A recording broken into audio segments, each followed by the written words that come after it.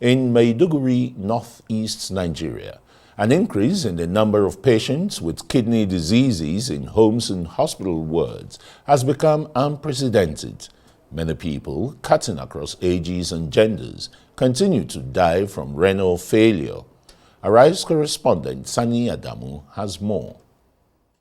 Kidney failure has become a silent killer in Maiduguri and the entire Northeast. With dozens of cases in the region, the surge in renal failure cases has sparked widespread concern among families and healthcare experts. We visited the University of Maiduguri Teaching Hospital's Kidney Center to speak to an expert on the root causes of kidney disease. The prevalence worldwide is on the increase. As of 2021, the prevalence worldwide is about 12%. 12%, as it is now, is about 14%. And the prevalence kept on increasing, as I said. In Borno here and Yobe, the prevalence is more than that. He explains that some cases of renal failure in Maiduguri are linked to the recurrent heat waves in the region, which can exacerbate underlying health conditions and put a strain on the kidneys. In Borno here, that maybe worsens that particular CKD we are talking about. The sun, the intense sun and heat, and the perspiration that is ongoing. People are losing a lot of fluids and they don't take water or fluids commensurate with what they are losing. The center features advanced equipment and machines with an 85-bed capacity to tackle kidney infections. However, some patients struggle with the financial burden of the treatment. The doctors are taking good care of me. They advised me to go for transplant, but the money is too much. I cannot afford it. So I will continue with the dialysis. According to experts, unless state and federal government take decisive action to investigate the root causes of the disease, helpless patients will continue to succumb to kidney disease, as the exorbitant cost of dialysis and kidney transplant remain out of reach for many. There are areas that we really need that will help the healthcare in the country. So keying within these programs and the goals and objectives of the federal government, I think it will really help. On the positive side, the Borno state government has taken a proactive step by allocating 50 million naira to fund research into the causes and treatment of kidney disease, part of its commitment to addressing this critical health issue. We do have a lot of high quality skilled staff that can undergo research, and currently they are doing a lot of research as to find out what are the things that are responsible for kidney diseases. As kidney disease continues to claim life silently in the Northeast, more robust and collaborative efforts are imperative, just as a regular checkup to ensure early detection and treatment. Sani Adamu, Arise News. Well, we're now being joined by Professor Ahidju, who is the Chief Medical Director of the University of Maiduguri Teaching Hospital, to dissect this developing health concern in Borno State. Very warm welcome, Prof, and thanks for joining us on Newsnight. Thank you. All right, tell us, a research was recently carried out and to look at the rising cases of, renal failure, which also necessitated the latest equipping of your teaching hospital. You want to tell us the outcome of that research and what are some of the findings? Well, thank you very much. And I appreciate your invitation to me to come to your studio. University of Maiduguri Teaching Hospital has, I believe, one of the oldest kidney centers that are purposely built in the country. And today, the kidney center at University of Maiduguri Teaching Hospital, I believe, is the largest in Nigeria, if not the whole of the West African sub-region.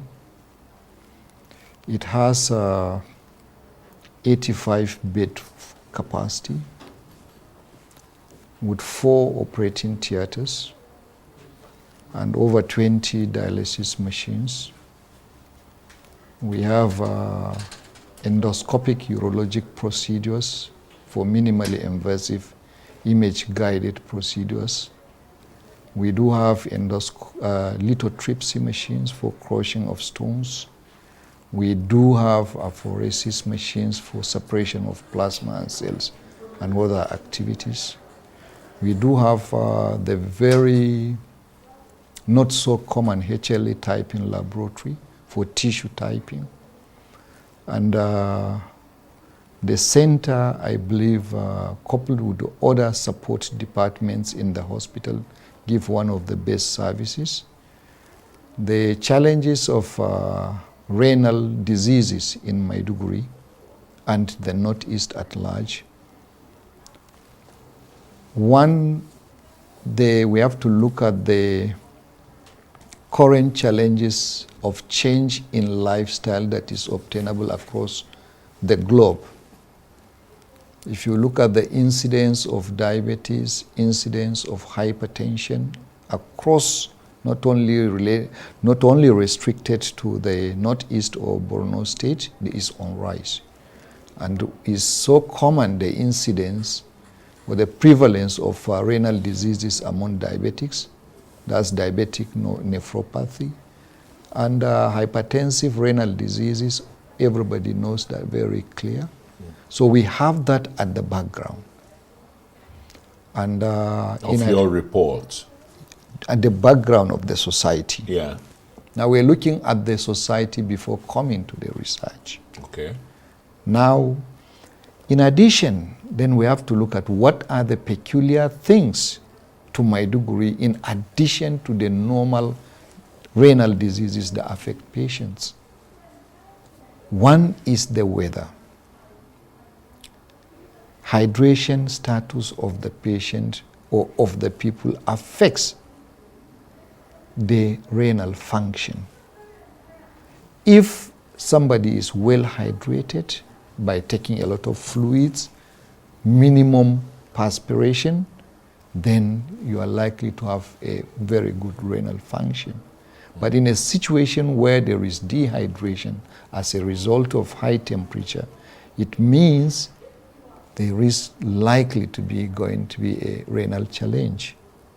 And the other thing, there are some minerals or toxins that may be obtainable in the local water that is consumed, especially now that we generally take the shallow boreholes, not to talk of the town water. What are the minerals that are obtained there?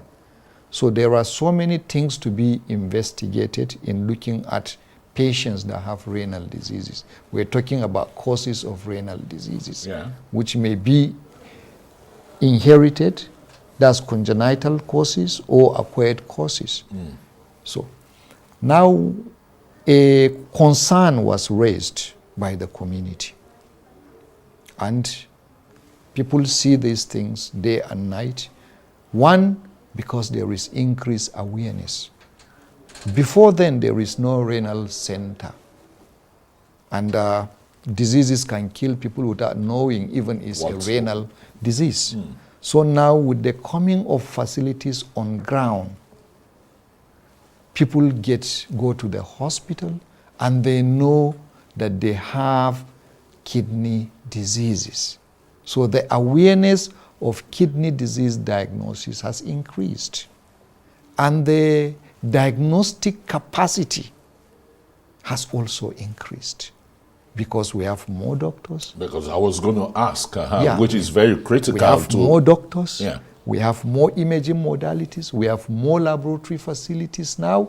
And people tend to go for medical checks. People tend to go to hospital more. And now they become aware that they are having kidney diseases.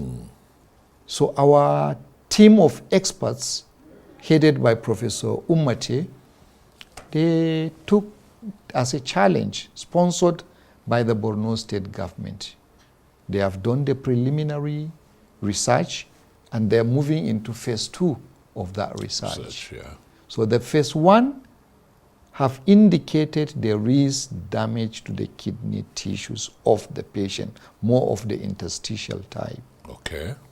Which I believe they have a planning to go to second stage, which they can go to the level of looking at the toxins if available. That's the toxicology aspect to find out the exact toxins. But again, in the preliminary stage, the dehydration remains the highest with the background diseases that we have. Well, that you have, yeah. That has been, at least located now, isolated from the general report. Yeah. But let us look, you've reeled out specialist equipment, that the University of Maiduguri Teaching Hospital have, maybe the first of its kind in Nigeria, nay, West Africa. But tell us, when we've not heard of any, kidney transplant in your hospital, when are you going to be doing transplants and the rest? I think the first transplant that we did in our hospital should be maybe 14, 15 years ago. Successful? Yes. Still living? The patient lived, I think, for 7 years or so. Okay. And it was successfully done in the University of Maiduguri Teaching Hospital. All right. So transplant is not new to University of Maiduguri. It will be enhanced better now, yes, with the sophistication of the equipment? With the equipments, I have to thank some of this equipment came through TETFON.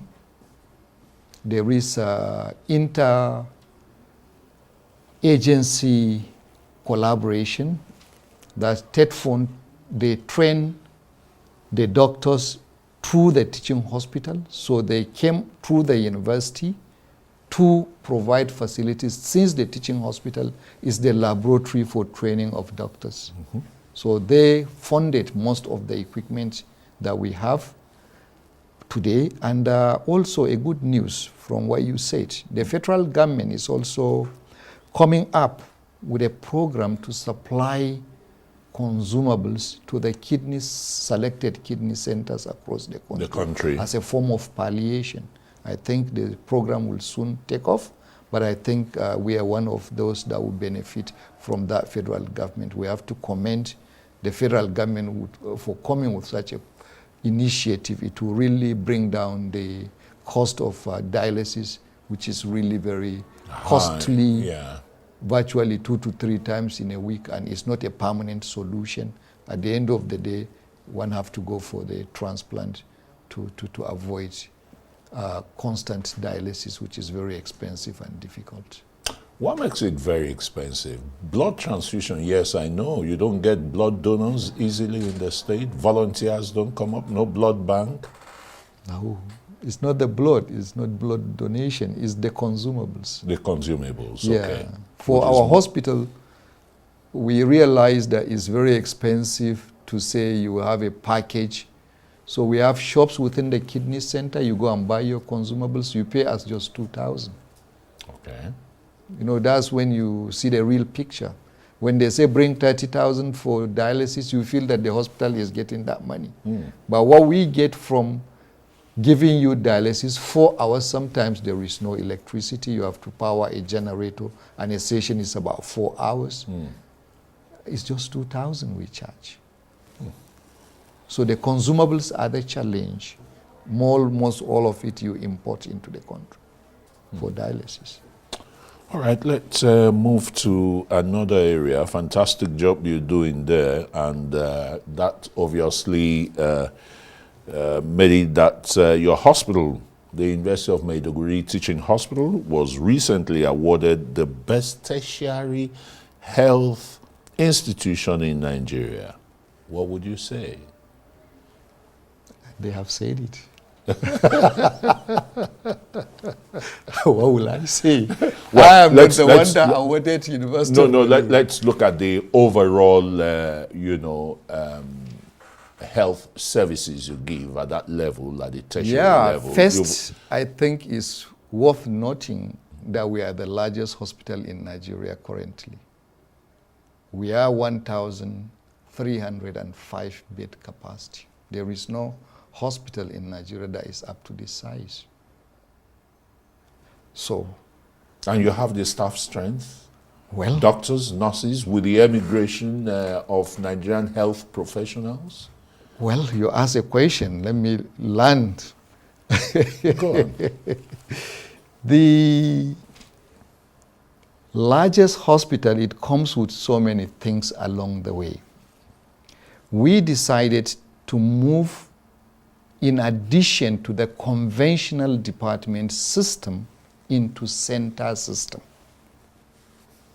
We know if you go to the teaching hospitals, they say go to Department of Surgery, go to Department of Pediatrics, go to Department of O&G, or go to pathology, histopathology departments. For us now, we're seeing it becoming a cumbersome, a difficult scenario for a patient coming from a village. Let his disease be treated in just like one station. All the doctors that are to treat that particular area are obtained in that particular center. Let's say we just spoke of kidney center. It means in kidney center, you should be able to have an outpatient clinic. You should be able to have an admission facility where you admit patients. You should be able to have both nephrology and urology, where if it needs medical treatment, you treat. If it needs surgery, you perform the surgery in the same building. And we need to have experts in the laboratory in that area. Or we need to have experts in imaging, that's radiology, for that particular specialty. So everybody that has to do with treatment of that particular disease area are domiciled within one roof. Yeah. That's the center system. So if you come in with a kidney disease, you'll be treated as a kidney disease patient in that center. You may unlikely to leave it for any other service. Now we have created such over 14 centers in the hospital. Fantastic. One of them is the child center. We look at a woman again from a village carrying a sick baby from one lab to another, from one unit to another. Now you say why? Yeah, so you have a whole of a child institute, which is 150 bedded. You have both the medical, that's the pediatrics, or the normal pediatrics, and pediatric surgery, with operating theaters there. Within that center. Within that same center. So making life really easier and for surgeons, the patients. Yes, and the surgeons, they are not general surgeons, they are pediatric surgeons. Yeah. And you have training facilities, laboratory, X-ray facilities, ultrasound facilities All in that center. there. Those that work, even dental, child dentistry, they are domiciled in one roof, so that they can treat the child holistically and expeditiously. Yes, and they have experience in treating of child diseases. I must join in congratulating you to the Chief Medical Director, University of Maiduguri Teaching Hospital, Professor Ahidju. Congratulations and thanks so very much for coming to shed light on the great medical feats being performed in Northeast Nigeria, Maiduguri. Thank you. Thank you for coming on Newsnight.